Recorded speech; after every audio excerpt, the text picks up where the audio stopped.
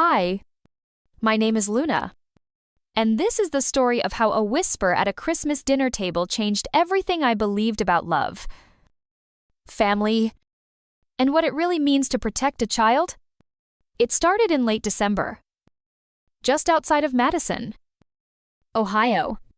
Snow blanketed the front yard of my mother's house, the kind of picture-perfect scene you'd find on a holiday postcard until you stepped inside. I hadn't been back for Christmas in almost 7 years. Too many buried tensions. Too many cold shoulders pretending to be hugs. But this year, I wasn't alone. This year, I brought Belle, my 6-year-old niece, whose mother, my younger sister Tasha, had suddenly left the country on a spiritual retreat, leaving Belle in my care with a vague voicemail and a packed duffel bag. I remember that night like a scar. We arrived just before dinner. Belle's tiny fingers were wrapped around her favorite plush fox, the one she'd named Cinnamon. She wore a red wool dress and boots with little stars on the sides. I helped her up the icy porch steps. And the second I rang the bell, I felt that invisible pressure in my chest, the kind of tension that makes you want to turn around before anyone opens the door. But Belle looked up at me and said, "It smells like cookies in there, Aunt Luna." So I smiled and knocked again. The house was still the same garland over the fireplace, cinnamon candles burning too strong. My mom in a stiff red sweater and pearls. Her hug was brief, obligatory. "Long drive from Cincinnati?" she asked. Like that was what she really wanted to know. What she meant was, "Don't bring your drama in here." We walked into the dining room, where the table was already set with the same chipped crystal glasses and folded napkins shaped like swans. My brother Rick was carving ham in the kitchen, whistling like the world was just fine. My mom's boyfriend chuckled at something on his phone. The same people who used to tell me I was too emotional now smiled like they'd been waiting all year for this moment. Belle clung to my hand tighter when my mom instructed her to sit with the little ones at the far end of the table. She didn't move. "Honey," I whispered, kneeling down. "It's okay. It's just a seat." Belle's eyes were wide, her voice barely audible. "If I sit down, it'll hurt down there." I froze. The room didn't. Forks clinked. Someone laughed too loudly. My brother Rick muttered, "Here we go." Mom didn't miss a beat. "Belle, use our indoor voice, please. And Luna, she needs firmer boundaries." I don't remember standing up. I only remember my pulse roaring in my ears and Belle's little body trembling next to mine. "Bathroom," I said quietly. "We're going to the bathroom." Nobody offered to help. Nobody even looked concerned. In the bathroom. Belle flinched when I reached to help her with her tights. And what I saw, redness, bruising, wasn't from falling off a jungle gym. I'd volunteered at a women's shelter for 2 years. I knew this color. I just never expected to see it on someone I loved. "Did someone hurt you, baby?" I asked, my voice shaking. She didn't speak. She just nodded. One slow, terrifying nod. That's when I knew I wasn't just an aunt anymore. I was her only safe place. And the moment I stepped outside that bathroom, I knew there was no turning back. I took Belle to the guest room, tucked her in, handed her Cinnamon, and said, "Squeeze him if you get scared. I'll be right outside." Then I grabbed my phone, stepped out onto the front porch in the December cold, and dialed 911. My fingers were shaking so hard I nearly dropped it. But I pressed the call button anyway, because something inside me whispered louder than the fear, "If you don't stand up now, no one ever will." The dispatcher picked up on the third ring. 911. "What's your emergency?" My mouth was dry. Words felt like bricks. but I said them anyway. Yes. I think she's been hurt.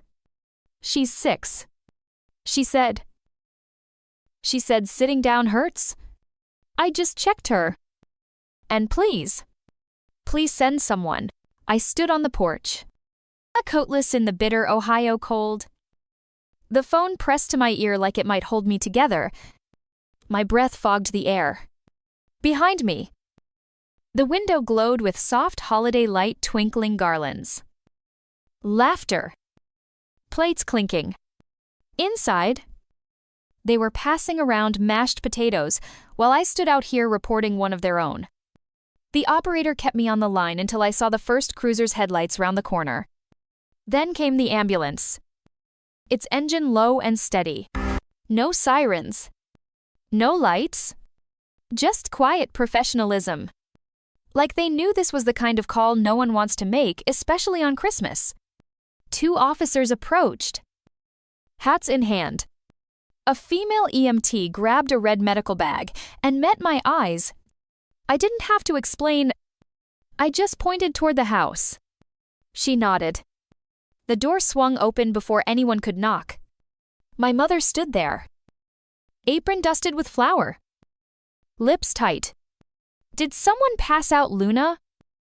What is this? I stepped forward. My voice was quieter than I expected. My niece needs to be examined. She's in the guest room. Her expression faltered just for a second. Then she stepped aside, letting the EMT pass. But as soon as the uniforms entered the living room, the temperature shifted. What the hell is going on? Rick demanded, rising from the couch. Bärenhalt. You're making a scene. Mom hissed under her breath. On Christmas? Tasha's husband Evan looked confused, then annoyed. This is crazy. He muttered. You've always been dramatic. I ignored them all and followed the EMT down the hall. She found Belle sitting cross-legged on the bed, clutching cinnamon like a shield. Her cheeks were flushed, eyes wide with shame. The EMT knelt. Hi. Sweetheart. I'm just going to check you real gently. Okay. Only if you say it's okay. Belle nodded, biting her lip. They disappeared into the bathroom. I waited outside. I heard hammering so loud I couldn't hear the holiday music anymore. 10 minutes passed like an hour. When the EMT returned, her face was pale. She motioned for me to follow her into the kitchen, away from the others. She's showing signs of repeated trauma, she whispered. And? She named someone. My knees almost buckled. Who? She hesitated. Your brother-in-law. Evan. The floor dropped out from under me. I gripped the counter to stay upright. Stay with her. I whispered. Please. Don't let her out of your sight. Then I turned, walked back into the living room, and faced a wall of relatives I barely recognized anymore. The officers were already speaking quietly to Evan when Mom stepped between them. This is absurd, she snapped. Evan would never hurt that child. You know how sensitive Belle is. Tasha stormed across the room, her face flushed. You're tearing this family apart. Luna. Evan lifted his hands. I didn't do anything. This is insane. The officer didn't flinch. Sir, you have the right to remain silent. The cuffs clicked. And just like that, Christmas cracked in half. Grandma clutched her rosary. Rick muttered something about unstable women. Tasha sobbed. But I didn't say a word. I just looked down the hallway where Belle peeked out from behind the guest room door, eyes wet and unsure. I knelt på sidhagen, smoothing her hair. You did the right thing. I whispered. I was scared to tell. She said, I know. Baby. But you're not alone anymore. As Evan was led outside, he glanced back his face. a mix of anger and something else. Maybe shame. Maybe fear. But I didn't care. Because in that moment, I made a vow I would keep with every breath in my body. No one would ever hurt Belle again. Not while I was breathing. I didn't sleep that night. After the ambulance left and the police drove off with Evan in the back seat, Belle curled up beside me in the guest room. But I couldn't close my eyes. My ears rang with the silence that came after matter of. No apology. Not check-in. No call from my mom. Not even a knock at the door. Just the sound of the old house settling in the cold. Like nothing had happened. In the days that followed, the silence deepened. No texts. No calls. No one from the family even clicked the sad face on my Facebook post explaining Belle wouldn't be returning to school for a while. When I tried calling my mom, it rang once and went straight to voicemail. My sister's mailbox is full. Even Pastor Wayne, who once hugged me through the hardest part of my divorce, left a syrupy message about letting grace do its work. Then gently suggested I take a break from the women's ministry until the dust settles. Dust? Like Belle's pain was just a thin film we could wipe away with enough hymns and casserole dishes. At night, Belle crept into my bed. She never asked, she just showed up. Cinnamon tucked under one arm. The other hand wrapping around my wrist like I might vanish if she let go.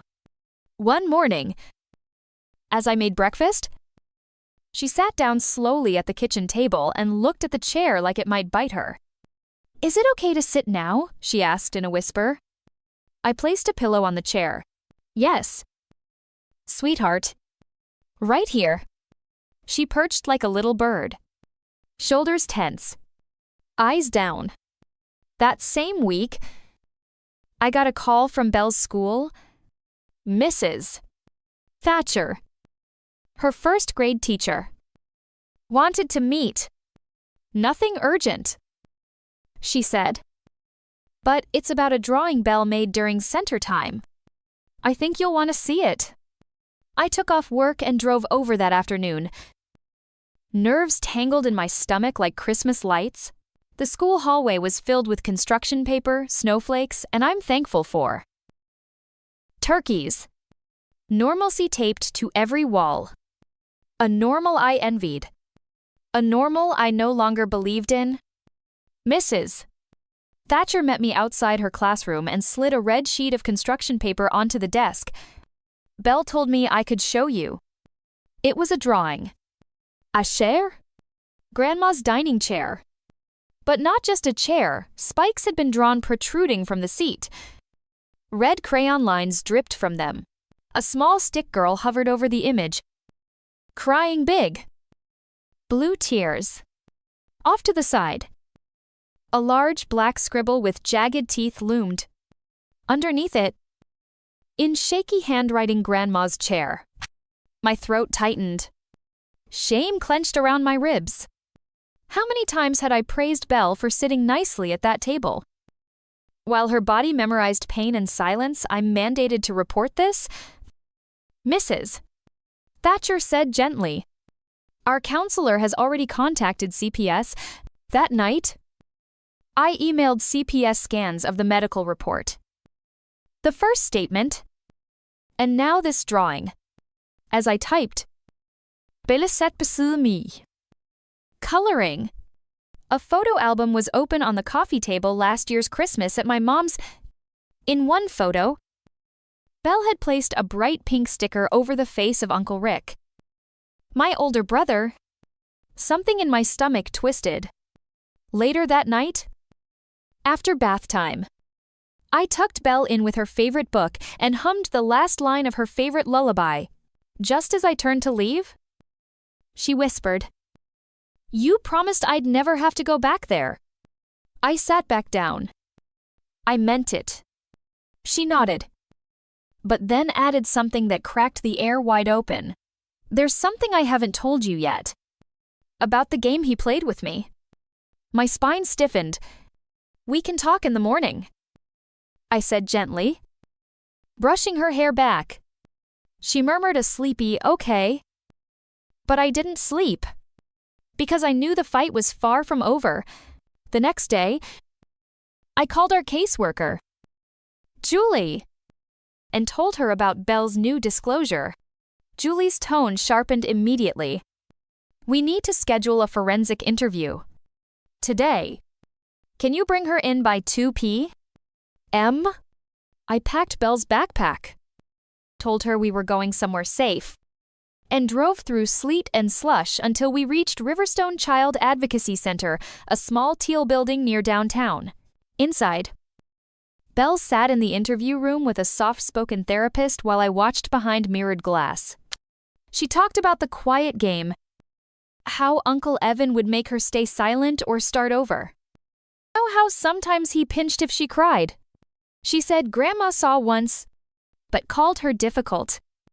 Each sentence was another stone on my chest. When the session ended, the therapist nodded to me through the glass. Julie met me in the hallway. "We're opening a formal investigation. And, Luna, I think you should consider emergency guardianship." I looked at Belle through the window, stroking Cinnamon's tail. And I knew right then I wasn't just the one who believed her. I was the one who would never leave. The next morning, I stood outside the law office of Anna Claiborne. We hadn't spoken in years, not since college. But Anna was the kind of woman who didn't forget loyalty. When I'd texted her everything in 3 broken paragraphs the night before, she cleared her morning and told me, "Come in at 8? No excuses." Her office smelled like lemon polish and cold ambition. Certificates lined the walls, all with gold trim and bold fonts. She didn't ask me how I was. She just gestured to the chair and said, "Start from the beginning." So I did. Every whisper, every drawing, every time Belle flinched, every moment I ignored my gut because I didn't want to believe what I saw. When I finished, I handed her the phone. She read the text Tasha had sent me the night before. "Stop this or we'll take her from you." Anna's eyes narrowed. That's not just a threat. That's an invitation to war. I swallowed hard. She's bluffing. Anna didn't blink. Then call her bluff. "We'll petition for emergency guardianship this week. But you need to know this will get ugly. Tasha still has full parental rights. And if she convinces a judge this is all a misunderstanding, she won't." I cut in. "Because Belle isn't lying." Anna leaned forward. "That doesn't mean the court will see it that way. But I will fight. We'll do this right. Just don't back down." I nodded. But inside, I was shaking. The next day, a message lit up on my phone. "Tasha, lunch tomorrow, just us. Let's talk like grown women." Anna took one glance and said flatly, "That's not lunch. That's a trap. I'm going." I said. Anna didn't stop me. She just said, "Don't eat anything." We met at a cheery little cafe halfway between our houses. All pastel walls and indie music playing overhead. Tasha was already seated, sipping chamomile tea like we were long-lost sisters catching up. "Luna." She smiled, standing to hug me. I didn't move. She sat back down, cleared her throat, and began. "I know this has all been intense, but you and I both know Belle has always been imaginative. She's sensitive. She's a storyteller." I said nothing. She softened her voice. "Let's not destroy our family over a misunderstanding. I mean, come on. We've always had each other. Haven't we?" Then she reached into her designer handbag and slid a manila envelope across the table. "What's this, a compromise?" she said sweetly. "Custody petition. You drop the drama. We drop legal action. No one has to lose." I opened it. It wasn't a compromise. It was a silencing. You're trying to trade her trauma for your reputation, I said. Tasha's smile didn't waver. Don't be dramatic. I stared at her. Is that what Evan called it? Too, keeping the peace, her jaw clenched. If you keep this up, she said coldly, we'll fight back. And we'll win. I placed the envelope back on the table. Untouched. No? I whispered. You've already lost her. The only question left is what else are you willing to lose, and then I left. The next morning, Belle barely touched her cereal. Her spark was dimming. She clutched her backpack like it was armor. After she left for school, I found her bag still open near the door. Nestled between math homework and snack wrappers was a folded crumpled piece of paper. I smoothed it flat. It was a drawing. A stick figure girl. Small. Alone. Sitting on a bench. Red crayon slashes between her legs. Behind her stood a tall figure labeled Uncle R. Off to the side were two more stick people, one with a ponytail, one with glasses, both facing away. Labeled Mom and Grandma. My knees buckled. Bella had never mentioned Rick. Not once. And now, I had two names. Two predators. When Belle came home, she saw the drawing on the table. She froze. I didn't mean to draw it. She sobbed. I didn't know how else to say it. I dropped to my knees, held her as tightly as I could, and whispered through tears, you never have to apologize for telling the truth. Ever. That afternoon, I walked into her school and asked for the counselor. I handed her the drawing. Bella sat beside me. Quiet, but steady. The counselor looked at the paper. Then, at Belle. Did you draw this? Sweetheart. Belle nodded. The counselor got up, locked the door, and returned to her seat. We're reporting this immediately, she said. And in that moment, I realized something. I wasn't just fighting for Belle anymore. I was standing up against a system built to keep girls quiet. And we were done being silent. The following morning, my phone buzzed just as I was flipping pancakes. It was Miss Green, the school counselor. Luna, I think you need to come in. Belle left her tablet in the reading nook. When I opened it to charge, I found a voice recording. It wasn't labeled, but her voice lowered. You'll want to hear it. By the time I arrived, the tablet was waiting for me in a manila folder on her desk. I asked if I could listen privately, and she nodded. I sat in the corner of the counselor's office, plugged in a pair of headphones, and pressed play. At first, only static, a few shifting sounds, blankets rustling, distant footsteps. Then a voice. Tasha, you need to stop talking about that man at school. If Evan goes to jail, we all lose. Then came another voice, my mother. She's just acting out again. Always has. She'll forget about it if we stop giving her attention. And then Belle's voice. But it hurts. Then a sound I will never forget, the crack of a slap, followed by a sobbing whisper, Mommy, please don't let him. The rest was muffled. Crying. Furniture creaking. Then silence. I couldn't move. I couldn't breathe. The room blurred around me as my heart slammed against my ribs. I replayed it, word for word. Let every syllable burn into me. Then I pulled out my phone and recorded the entire playback into a voice memo app. No editing. No cuts. Just truth. Then I called Marcia Doyle, a legal advocate I knew from my years volunteering at the women's shelter. She picked up immediately. Luna, it's been a while. What's wrong? I have a child under my care. I just found a recording emotional abuse, physical harm, and pressure to stay silent about sexual abuse. There was no hesitation. Bring me the audio. We'll file for emergency protective custody. This is enough for a judge.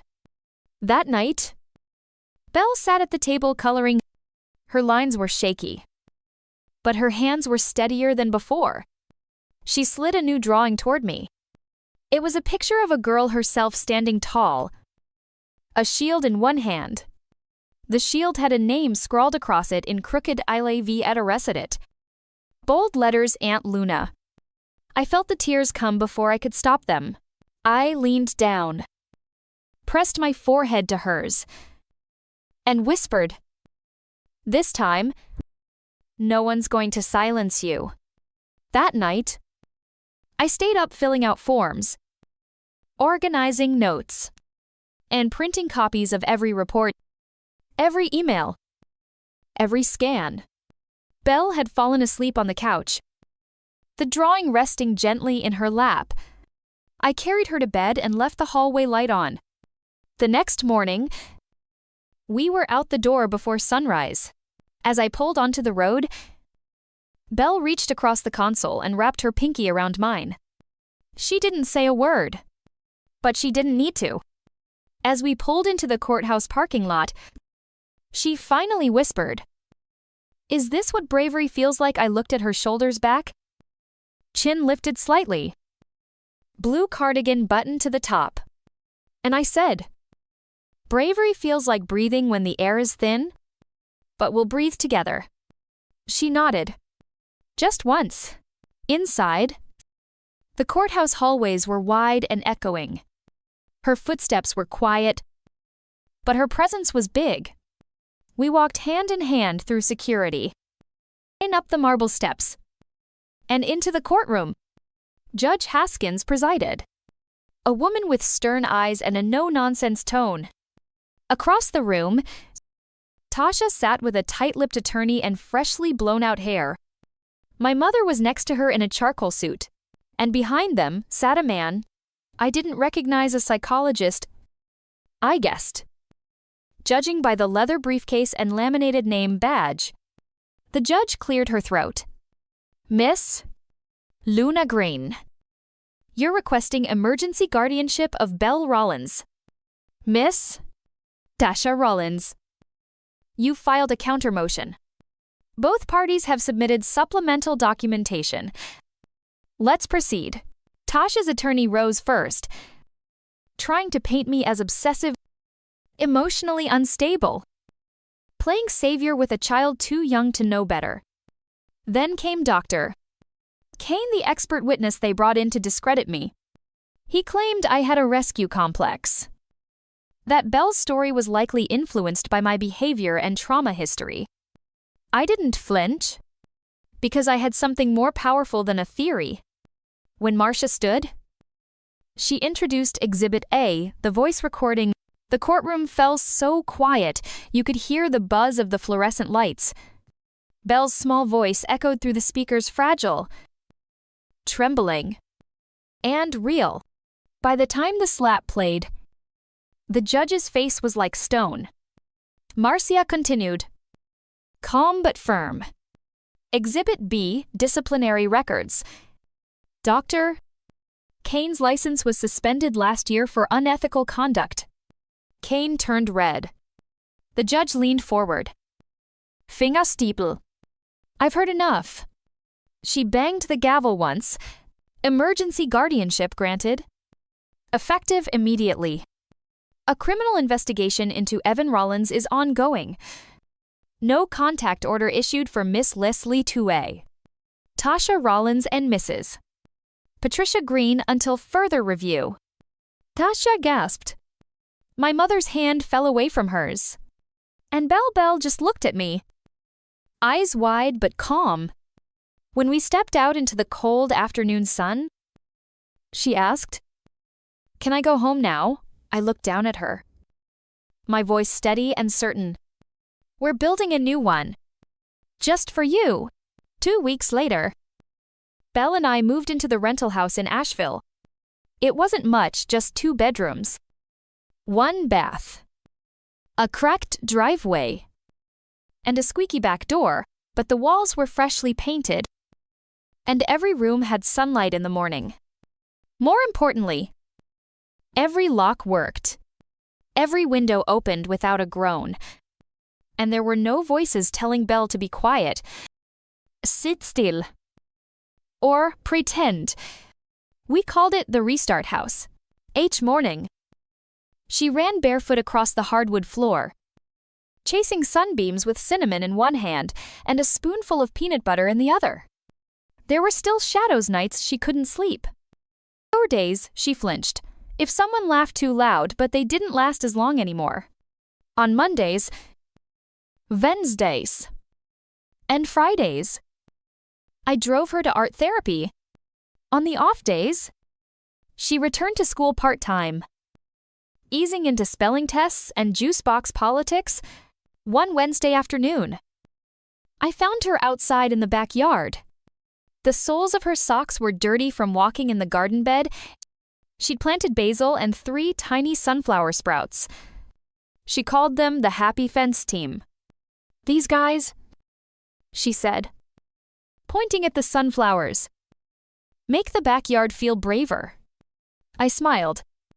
Just like you. Later that week, she handed me a new drawing. It looked like a list. 4 stick figures, each numbered at the top in crayon, me with a brown ponytail and coffee in hand, Belle with cinnamon and a flower crown, Grandpa Joe who passed long ago, but always had a guitar, a man boxed in by sharp lines, with eyebrows like angry mountains. Underneath him, she wrote Uncle Rick. I froze. Rick hadn't been part of the court proceedings. He wasn't on any reports. But I remembered last year's Christmas photo, the one where Belle had put a bright pink sticker over his face. I thought it was just a kid being silly.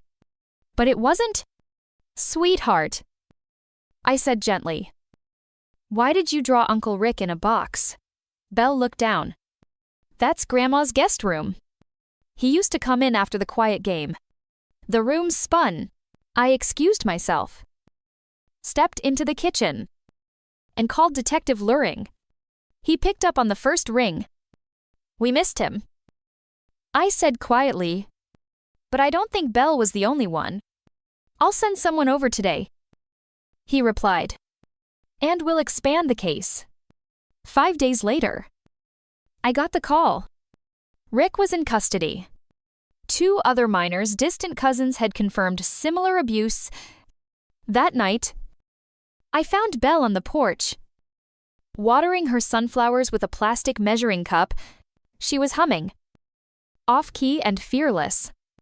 I sat beside her and watched the soil soak beneath her careful hands. They grow slow, she said, but they get really big when they're ready. I nodded. Just like you. The next afternoon, a letter came in the mail. Cream envelope. Perfect script. It was from my mother. I hesitated before opening it. My hands shook. Inside, on simple stationery, she wrote, Luna, I was wrong. I wanted to believe it wasn't true. Because the truth hurt more, I'll testify if needed. I'm sorry I let silence speak louder than you. I read it twice. Then I read it aloud to Belle while she colored at the kitchen table. She didn't say anything. She just picked up a new crayon and started drawing a castle with walls made of leaves. I want to stay here, she said softly. I reached over and smoothed the letter flat. You will. That night, after dishes were done and Belle had changed into her favorite pink pajamas, she climbed onto the couch beside me. We shared leftover banana pancakes, her idea of dessert. As she leaned her head against my shoulder, I thought about all the nights I'd stayed awake counting her breaths, listening for footsteps, wondering if I'd done enough. Rescue, I'd learned, doesn't always come with sirens and speeches. Sometimes it comes in the shape of a quiet morning, a dinner made on time, a child sleeping soundly, a shoe rack by the door where no one's in a rush to flee. Does this mean I'm safe now? She asked. barely louder than the flicker of the lamp. I pulled the blanket over us and kissed the crown of her head. "No. Baby," I whispered, holding her tight. "It means you're home." Some evenings, Belle still waters the sunflowers in the yard with that same plastic jug. She talks to them like they're old friends, tells them jokes, ums little songs, and crouches low to examine each leaf for bugs. The sunflowers are taller now, shoulder high to her. She calls them the guards. She says they watch over the fence. That's how I know she's still healing, because even her imagination is learning how to protect itself. One quiet Thursday, Belle brought me a sheet of thick drawing paper. She handed it over without a word, then crawled into my lap like she used to when she was 3. The paper had 4 new stick figures. One was labeled me, with a guitar, because I think Grandpa would have taught me, she said. The second was her, holding a flashlight. The third was Aunt Luna, with wings and a shield. And the fourth, boxed in dark red crayon, eyes like slits, was Uncle Rick. I took a photo of it and sent it to Detective Luring. He called less than 10 minutes later. "We missed him," he said. But she didn't. By the end of the week, Rick had been indicted. 2 more children, nieces and nephews from past family gatherings, had come forward.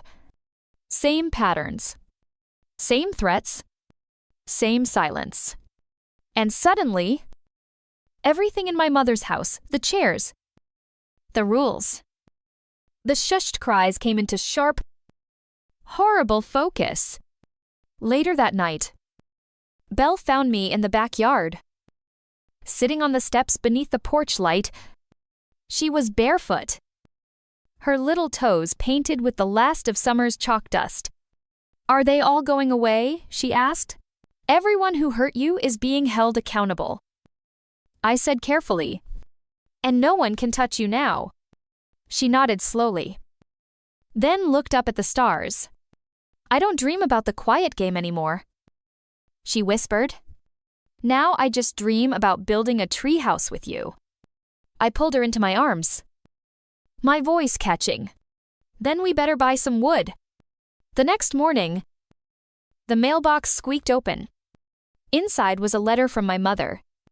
I held it for a long time before opening it. The envelope was pale yellow. The handwriting was hers familiar Effer Liebel, .God Orchrist and her .God. Careful. Looping in all the wrong places. "Luna." It began. I don't know how to say what I should have said a long time ago. I was scared. I wanted to believe it wasn't true. Not because I thought Belle was lying, but because if she wasn't, then I had failed everyone. I see that now. I will testify. I will stand beside you. I will never be silent again. There was no signature, just the initials P. G. Patricia Green. I read it twice. The second time, I didn't cry. I just folded it gently and taped it inside Belle's memory box between a picture she'd drawn of our garden and a sticker chart from therapy labeled Bravery Stars. That evening, Belle sat beside me on the couch, cinnamon tucked under her chin, her feet crossed at the ankles. We shared banana pancakes again, our new favorite dinner tradition. She looked up at me after a few bites and said, "When I grow up, I'm going to help kids who don't know how to talk yet." "You already have," I told her. "You helped them the moment you told the truth." She smiled. Not big, but real. And in that quiet, full moment, I realized something. This story wasn't just about rescue. It was about reclamation. Reclaiming childhood. Reclaiming truth. Reclaiming the right to be believed. If you're still listening, if you made it this far, let me leave you with this. Rescue doesn't always come with sirens and flashing lights. Sometimes, it's the whisper of a child who finally feels safe enough to speak. Sometimes, it's a grown woman walking into a courtroom alone because no one else will. And sometimes it's you. Reading this, realizing that your voice could be the one that changes everything for someone else. So ask yourself, would you have believed Belle?